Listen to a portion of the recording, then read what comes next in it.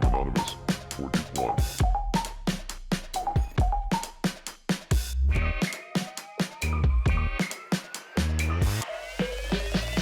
En l'actualitat, ens endinsem diàriament en l'àmbit digital per a buscar informació, però no sempre ha sigut així.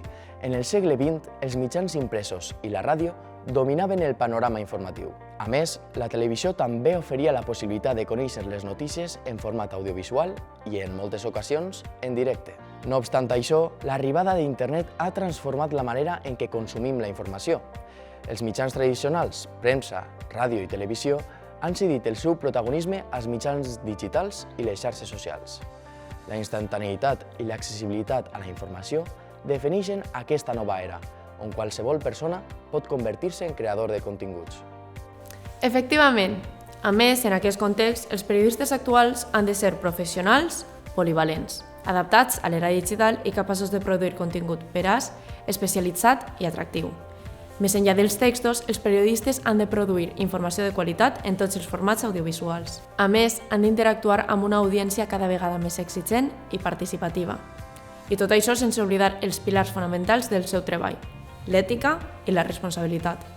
Perquè amb la possibilitat de transmetre la informació de manera immediata i en temps real, sorgeix el risc de difondre fake news.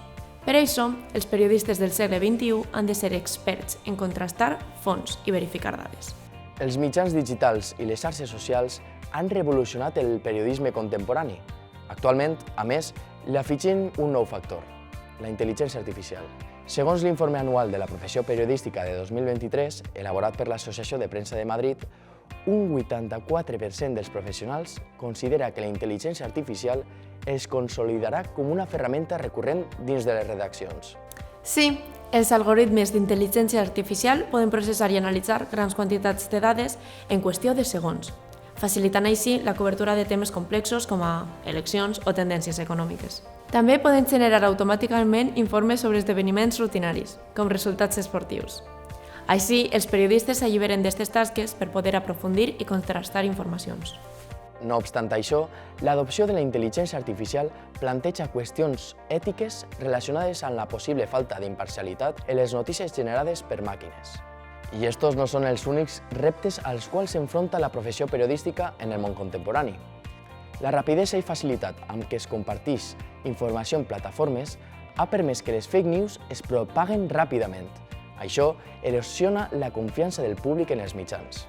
No en va, l'informe de Digital News Report 2023 assenyala que el 37% de la població a Espanya ni s'interessa per les notícies ni es fia habitualment d'elles.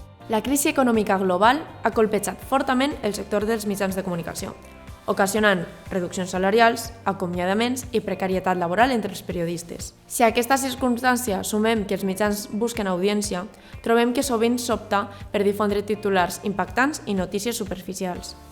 La relació entre periodistes i fons de poder com a polítics i grans corporacions pot portar a conflictes d'interès i, per tant, a generar una cobertura d'informació esbiaixada. Segons l'informe anual de la professió periodística de 2023, la precarietat laboral, unida a la falta d'independència política i econòmica dels mitjans, provoca que els propis periodistes qualifiquen el grau de confiança en la informació amb un 5,7 sobre 10. En un món ideal, els mitjans actuarien com a guardians incansables de la veritat i oferirien una informació imparcial i objectiva.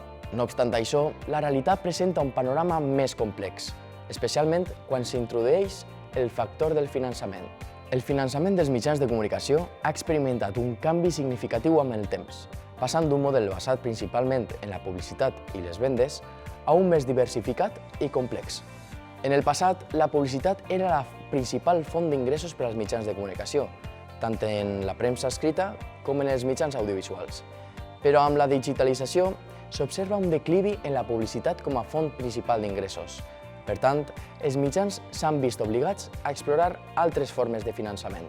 A més de la publicitat, el finançament del nostre periodisme es nodreix de diverses fonts, com les subscripcions, una forma de finançament directe per als mitjans de comunicació, on els usuaris poden accedir a contingut exclusiu o a beneficis addicionals. Els patrocinis són una forma de finançament indirecte. Les empreses financen determinats espais i, a canvi, els mitjans de comunicació promocionen els productes o servicis de les empreses patrocinadores. El micromecenatge és una forma de finançament col·lectiu en línia, on els col·laboradors poden donar xicotetes quantitats de diners per a recolzar als periodistes i editors en la realització d'un determinat projecte. Els mitjans de comunicació poden vendre productes i servicis relacionats amb el seu contingut, com a cursos de formació o l'organització d'esdeveniments. També realitzen la gestió de la imatge de marca d'alguns dels seus clients, en un paper que fins ara exercien les agències de comunicació. El periodisme també pot finançar-se mitjançant les aportacions d'empreses privades que costegen projectes de periodisme d'investigació o de contingut específic que s'ajusten als seus interessos. Les subvencions i ajudes governamentals són una forma de finançament públic per als mitjans de comunicació, orientada a donar suport a la creació de contingut i a la difusió d'informació. El finançament, especialment procedent de grans empreses privades i subvencions públiques, pot ser objecte de crítiques per la seva possible influència en la independència editorial i la llibertat d'informació dels mitjans de comunicació. Estos fluxos de finançament cap a uns certs mitjans han posat en dubte la seva integritat, per la qual cosa la credibilitat i la independència de les informacions que es difonen queda sota sospita. El periodisme del segle XXI està en constant evolució. La tecnologia digital i la intel·ligència artificial ofereixen ferramentes poderoses i oportunitats sense precedents, però també presenten desafiaments ètics.